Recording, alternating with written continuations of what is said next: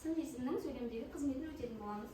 Алдымен сабаққа көшпес бұрын сабақты жақсы өткізу мақсатында бір-бірімізге ыстық лебіздерімізді білдіріп алайық. Барлығымыз отау берейік.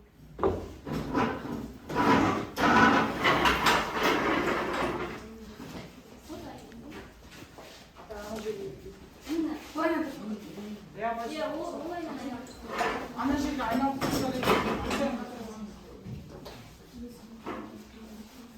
жақсы. Енді біз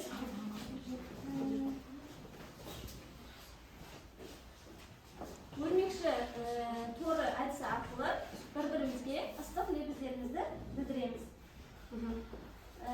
Бір-бірден сендерге тоқыма жібін таратам, сендер бір-бірлеріңе лақтыру арқылы не істейсіңдер? Ыстық лебіздеріңді айтасыңдар. Кәнекей бастайық. Мен бастайын. Ерасыл, бүгін сен күннің шуағындай жарқырап тұрсың.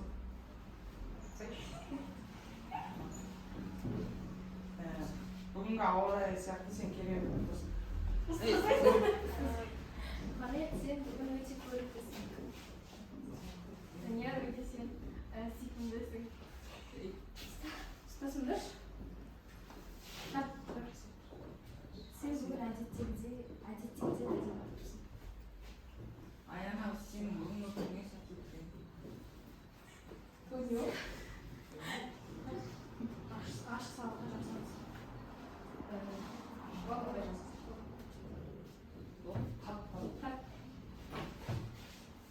Жарайсыңдар.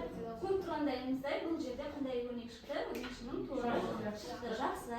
Енді бұл түстер бекерден бекер емес. Бізде мында қызыл түстер, яғни қызыл бұл жерде қағылез саяхатшылар тобы. Қағылез саяхатшылар осы топқа келсін, қызыл түс ұстап отырған. Және де келесі бізде жасыл түс. Жасыл бізде жігерлі саяхатшылар мұнда отырсын. Және де бізде саяхатшылар тобы мұнда отырсын.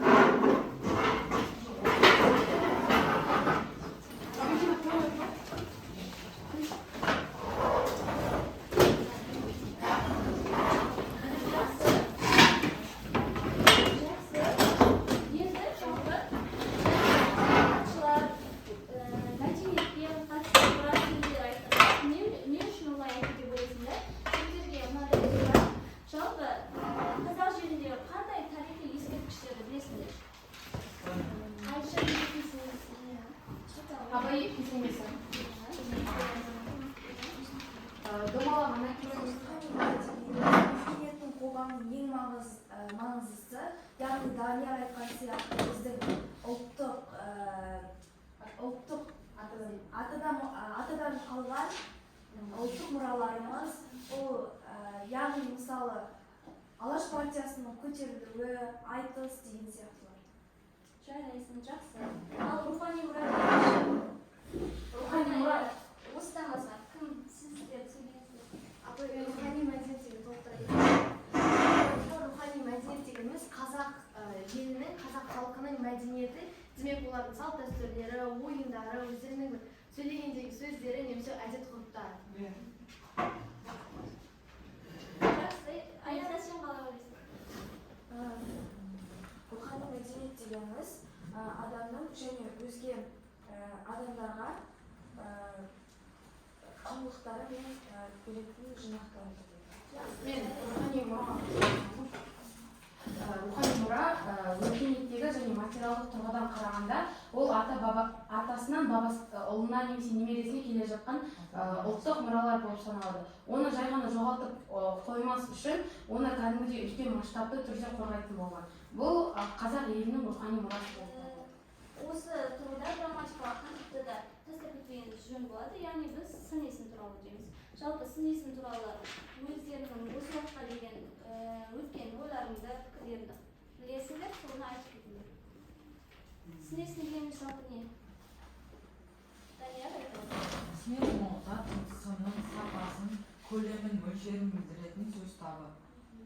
Жақсы. Сын есім сұрақтары қандай? Сын есім сұрақтары қандай деген сұрақтарға жауап береді. Жарайсың.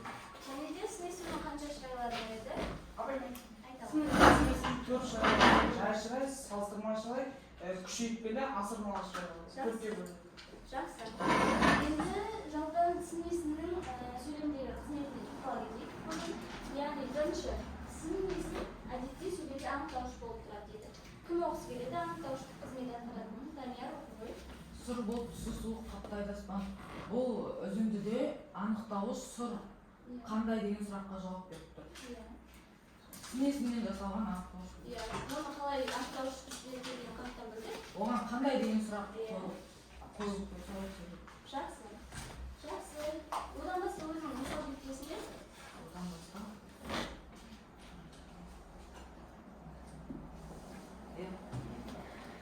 Бүгін біз керемет музейге бардық. Иә, керемет.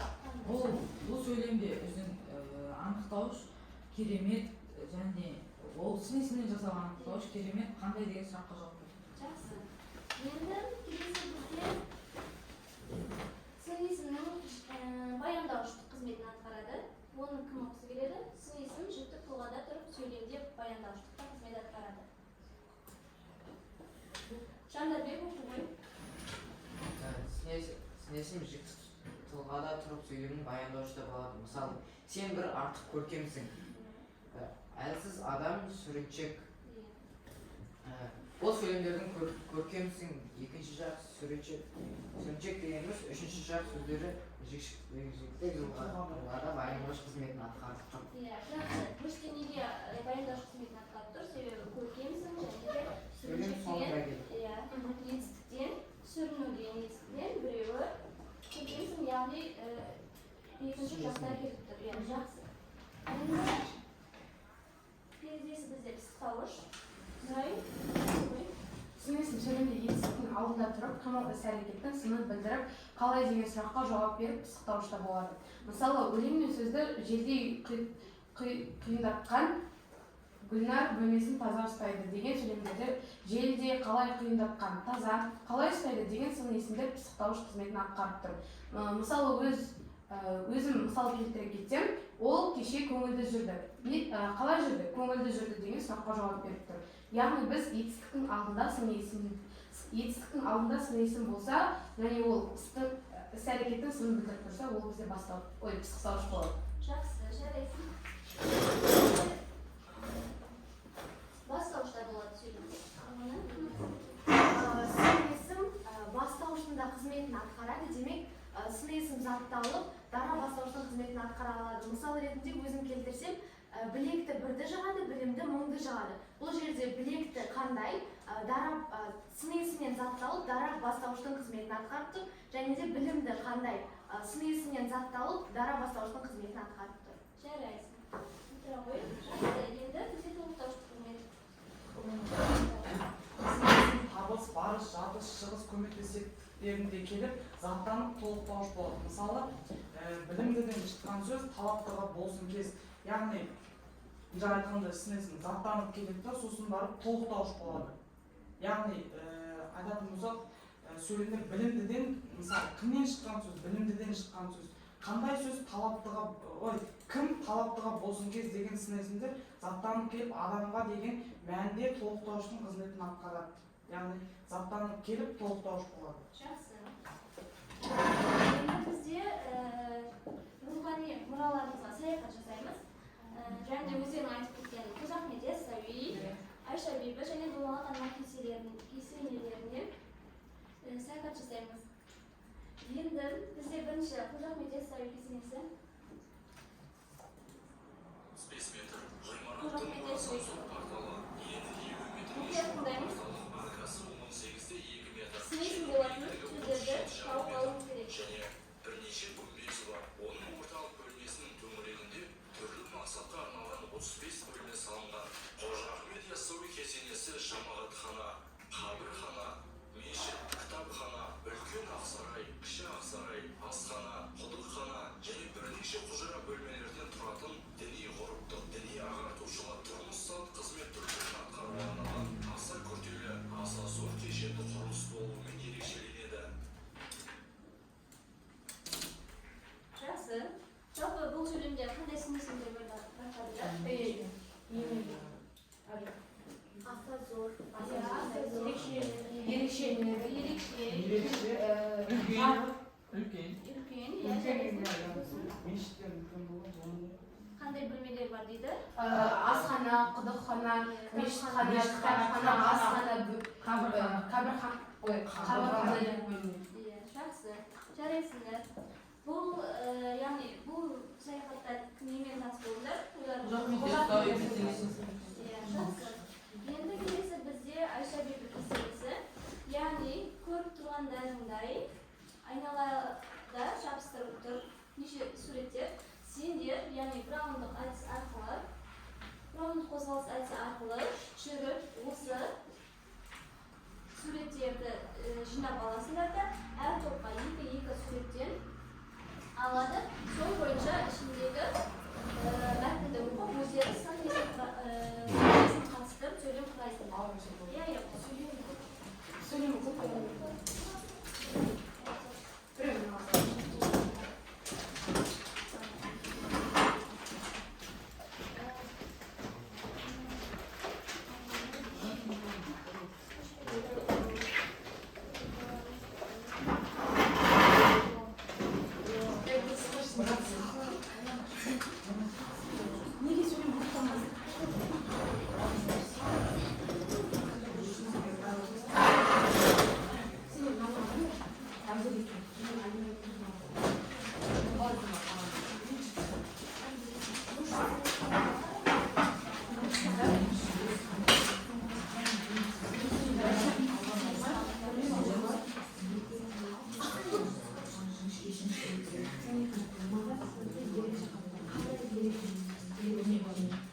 оқылған сөйлемдерді өздері келтіресіңдер және де қандай қызмет атқарылғанын табу керексіңдер.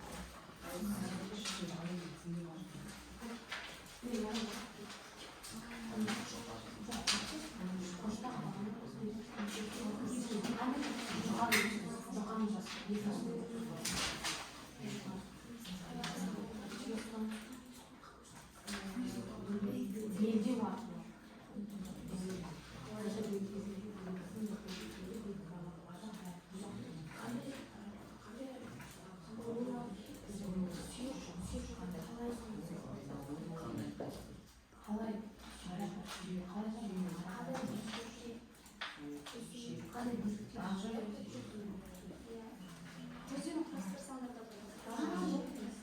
Көзден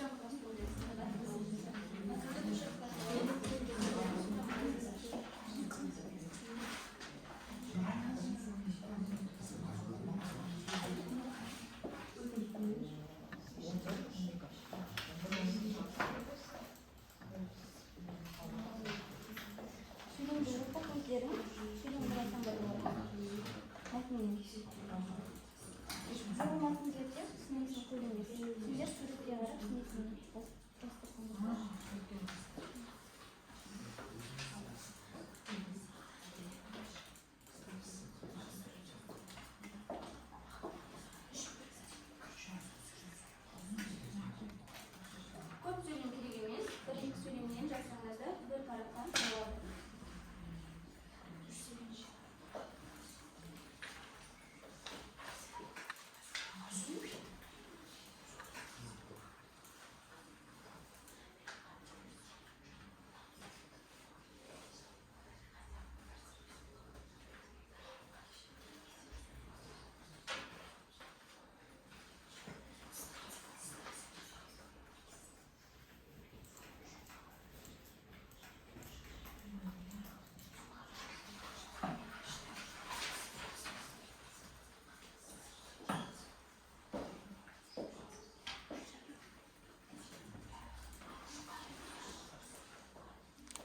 Болып қалдық па?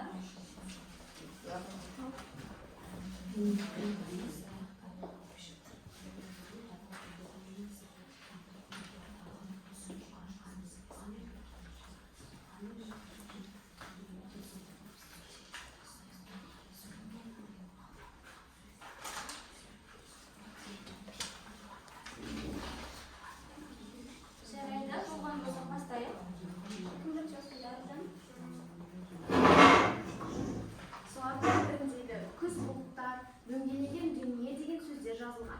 Кесене қабырғалары қалыңдығы 80 см, 3 бөліктен күйдірілген кірпіштермен қаланған ішкі жағынан, оймыш әшекейлі плиталармен қапталған сыртқы жағынан, сонымен бірге саз балшықпен және жарамсыз плиткалардың сынықтарымен толтырылған қабырға ортасындағы кеңістіктен тұрады. Бұл жерде мен 4 сыныйсын таптым. Дөңгеленген дүние қандай дүние? Күрделі анықтауыштың қызметін атқарып тұр. Күйдірілген кірпішпен қандай күйдірілген дара анықтауыштың қызметін атқарып тұр. Оймыш әшекейлі күрделі анықтауыштың қызметін атқарып тұр. Және де жарамсыз дара анықтауыштың қызметін атқарып тұр. Оған сол сөздерге қатысты мен сөйлем құрадым. Жарамсыз дегенге қатысты. Бұл жарамсыз сынық ыдыстар ғой. Ана жасаған дәріштерін күйген болып қалыпты, күйдірілген кірпіште. Бұрыштағы бағаналар көгеріс өрнекті жұқа кірпішпен өрілген, биік белдеу арқылы әсемделген. Айша бибі кесенесінің іргетасының бастап есептегенде 3,4 метр биіктікте бағаналарға араб әрпінде жазу бар белдеу жүргізілген. Қандай кірпішпен өрілген? Жұқа кірпішпен. Бұл жерде кірпіш арқылы бастауыш болып тұр, және биік белдеу арқылы. Қандай белдеу арқылы? Биік белдеу арқылы сын есім ретінде қызмет атқарды. 3,4 метр биіктікте орналасқан. Қандай биіктікте? 3,4 метр биіктікте.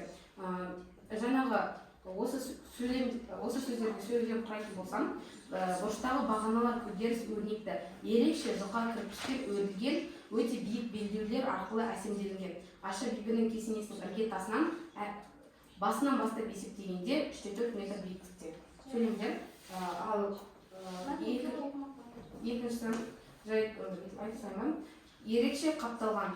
Бұл жерде қалай қапталған? Ерекше қапталған. Және мына жерде оюға толы. Қандай оюға толығымен жасалған кесене болып табылады? Кесене безендіруінде бай және әртүрлі. Қандай? Бай және әртүрлі. Осы сөздерге сөйлем құрайтын болсақ, мазар сырты ерекше көрнекті қапталған. Орталық Азиядағы плита түрінде қапталған жіңішке суреттер мен оюға толы кесілген терракотамен безендірілген кесене.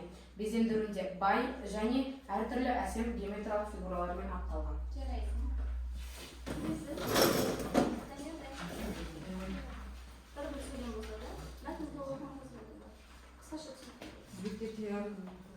терракотамен қапталған жіңішке суреттермен қазақ оюларымен безендірілген. Айша бибі кесенесі көне орталық Азия түріктер халқының ою өрнектерінің бай мұражай сақтаулардың байлығы болып келеді.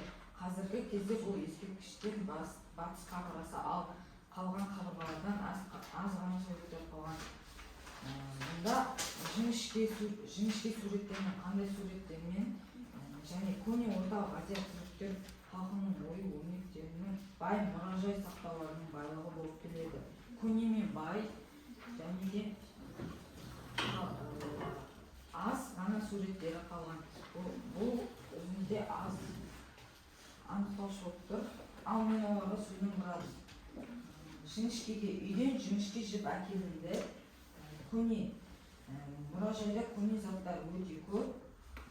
Және бай, Қазақстанда бай адамдар өте көп. Бұл жерде көп деген анықтар болады ма? Жоқ, бай. Бай. Жақсы, келесі. Аз. Қызыл кітапта тек жойылуына аз қалған жануарлар бар. Жақсы.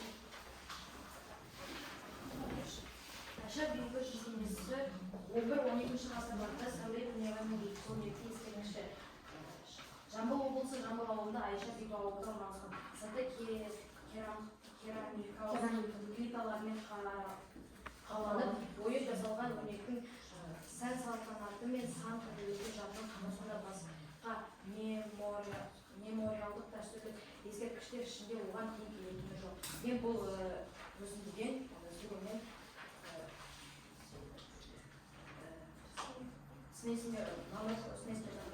көрнекті сан түрлі тең келетін жоқ. Оларға сөйлем құрадым. Біз үлкен музейге бардық, оның ішінде көрнекті бұйымдар бар.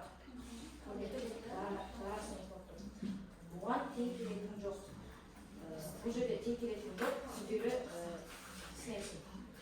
Маған сан түрлі ой келді, сан түрлі күндері снесін. Şey gerekim yok senin bu cümle. Kanda geçti.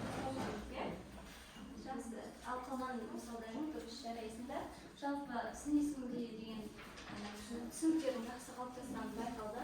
Енді біз келесі домалақ ана кесенесіне саяхат жасаймыз.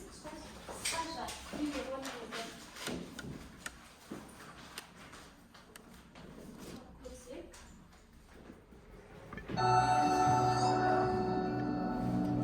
Домалақ ананың шын аты Нұрила. Көпшілік Демолла ана, яғни мұғалім ана деп атауына байланысты Домалақ ана аталып кеткен. Нұрила негізінен Қожа Ахмет Яссауидің қызы Гауһар анадан тараған ұрпағы. 8 жасынан мешітте дәріс тыңдап, аса сауатты, парасатты боп өседі. Бәйдібек бидің сүйікті әйелі жаратушының күшімен болар жайды болжай білген.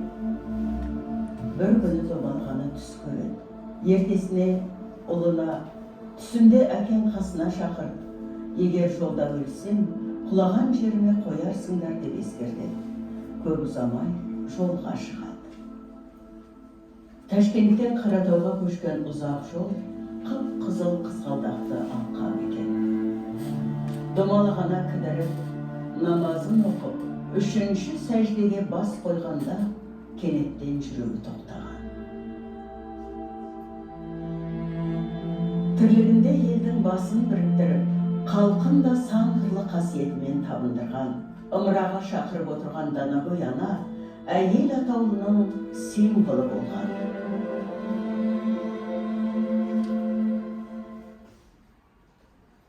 Жақсы. Жалпы ең түсінікті бұл видеороликтен Домалақ ананың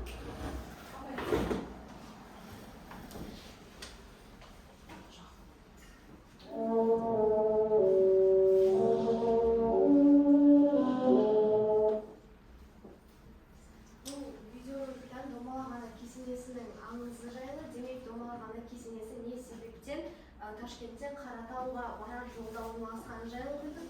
Содан соң Домалақ ананың Нұрила шын атын білдім. Және де оның өмірін, демек күйеуін кімнен тарағанын, қай ұрпақ екенін білдім. жақсы. Қожа Ахмет Яссауидің ұрпағы болып саналады. Яссауидің қызы Гауһар ананың ұрпағы болды. Жақсы. Жалпы осы Домалақ ананы кейде Дирнат ана деп те атаған. Дирнат деген ол аудар тілінен аударғанда қандай мағына? Мұғалім ана не болмаса әйел ана дегенді білдіреді. Жақсы. Осы Домалақ ана кесенесіне байланысты жасаған саяхатымызда сұрақтарға жауап берейік. Барлығымызда қақпын бар. Жақсы.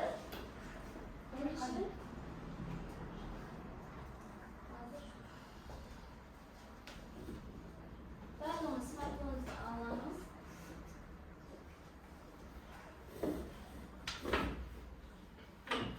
Алғашында сұрақтар Домалақ анаға қатысты болса, кейінгі сұрақтар true false, яғни рас немесе өтірік, яғни жалған, дұрыс емес деген мағынаны білдіретін екі түрі.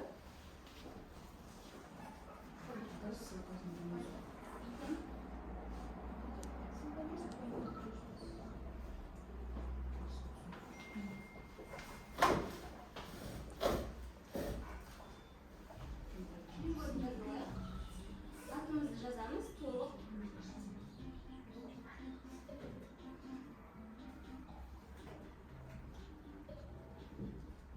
Данияр білді.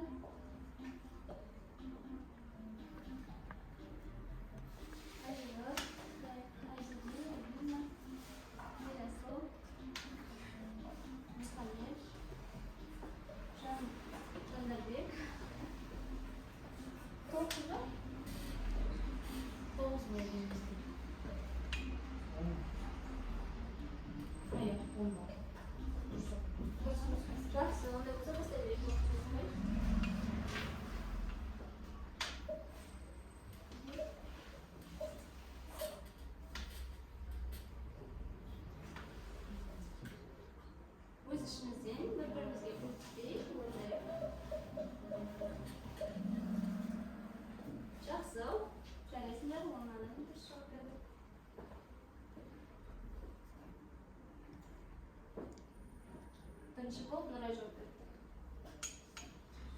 Jaraysin Nuray. Kelesi bitta Dumaloq ana qaysi yo'llari umr surdi?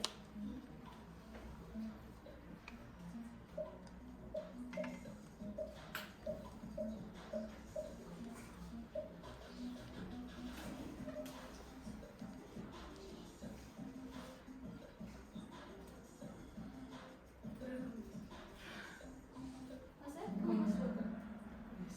Yigirmadan bir javob berdi.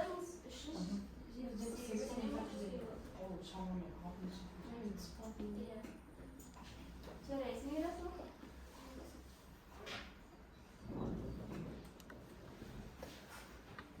Қай жерде дүниеге келген? Жерде айтылды.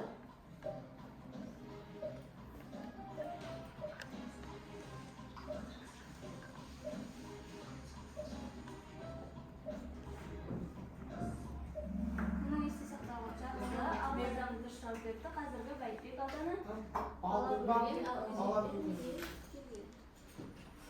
Ерасыл жарайсың әлі ауылда тұр. Келісінде Dumaloq anani басқаша қалай атады? Және де айтып кеткен болатынбыз.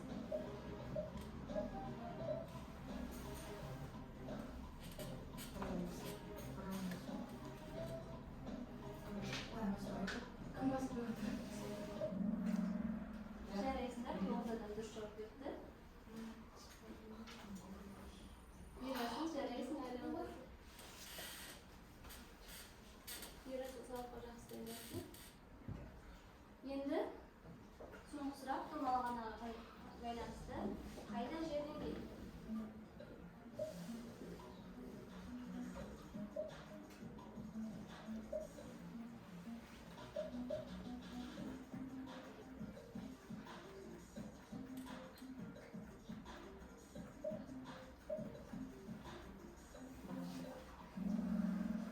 Жақсы, бес адам дұрыс жауап берді. Бозбөгеттің сағасында жерленген екен. Ерасыл әлі де олда жарайсың. Сын есім заттың атын білдіреді. Трюфол. Яғни бұл дұрыс ақпаратта, әлде бұрыс ақпаратта.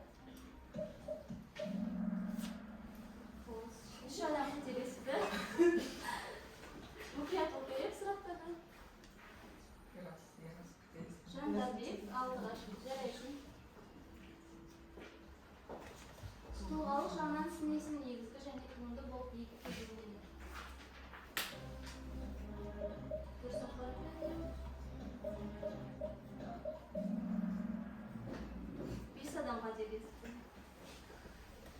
Ол негізінде дұрыс ақпарат. Сын есім мағынасына қарай үш топқа бөлінеді. Дұрыс па?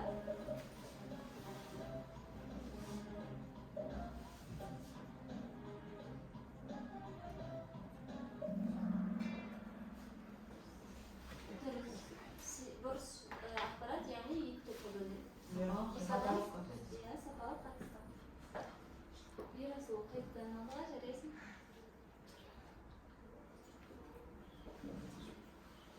Сөйлемде анықтауыш болу сын есімнің негізгі қызметі дейді. Дұрыс ақпарат әлде бұрыс ақпарат? Жәндегі өткен бойынша болды. Бұл дұрыс ақпарат. 5 адам қателесіпті. Сабақты мұқият тыңдаймыз. Ерасыл жарайсың.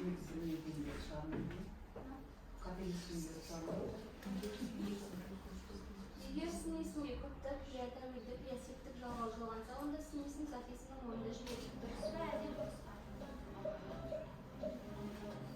Мұқият оқиық, асықпай.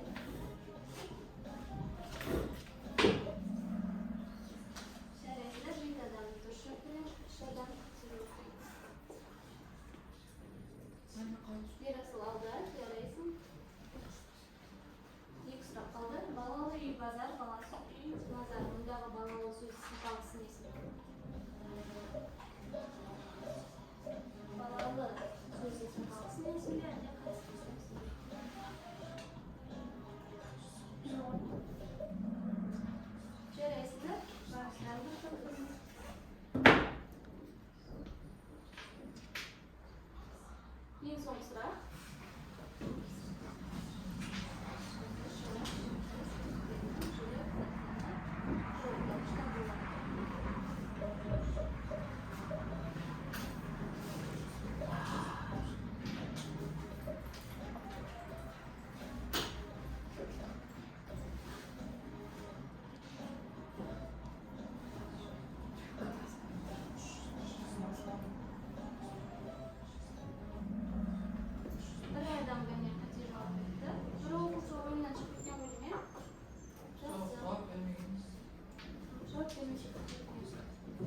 Üçüncü orunda Şanlıbek, ikkinchi orunda Erasol, Jaraysin, birinchi orunda Nuray, Jaraysin, Жақсы, Jaraysizlar.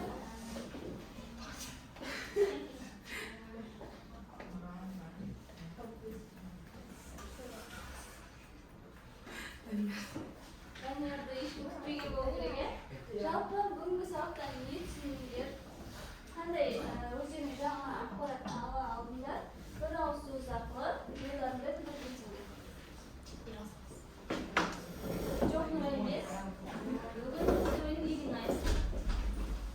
Мен осы сабақтан Айша бибіні, Домалақ ананы сын есімді жүйелерін түсіндім. Және ол маған өте пайдалы болды, білмеген заттарымды білдім. Жақсы. Аяғын айта ғой. Айша бибі кесенесі туралы білдім, және Домалақ ананың қай ұрпақтан тарағанын сол жерде. Жарайсың. Әлинұр. Бүгінгі сабақтан мен жаңа ақпараттармен таныстым.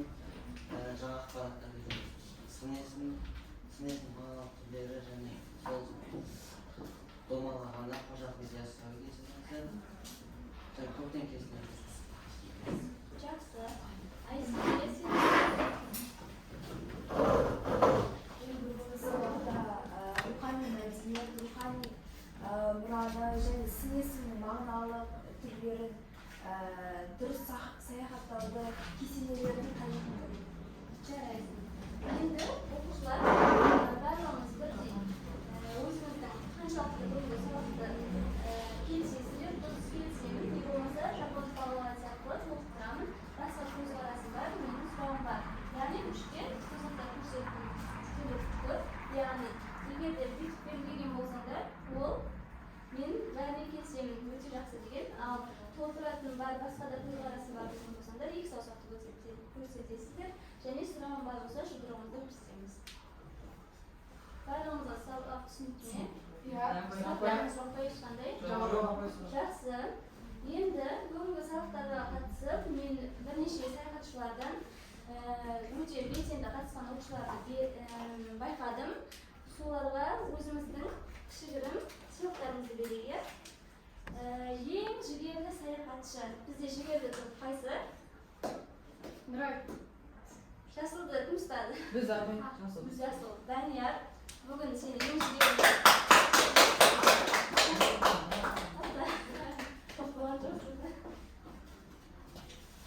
Жарайсың. Кішігірім топтарымызды берейік. Ең ақылды саяхатшылар, өрмекші торын кім ұстады? Жақсы. Ең ақылдыға бізде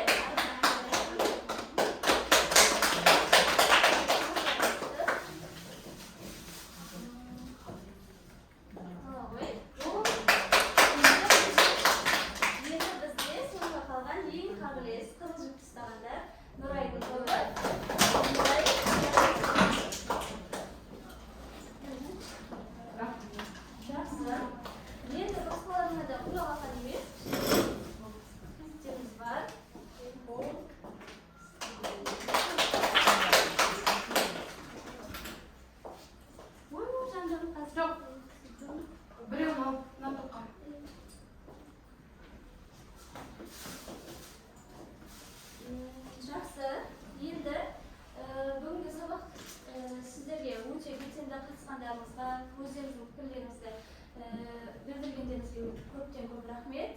Үй жұмысына көркем еңбектен сын есіммен жасалған бірнеше қызметін атқаратын және аттауыш, пысықтауыштықта толықтауыш, анықтауыш қызметін атқарған сөйлемдерін теріп жазып береміз. Көркем әдебиеттен 5 сөйлем. Жақсы, жарайсыңдар. Бүгінгі сабағымыз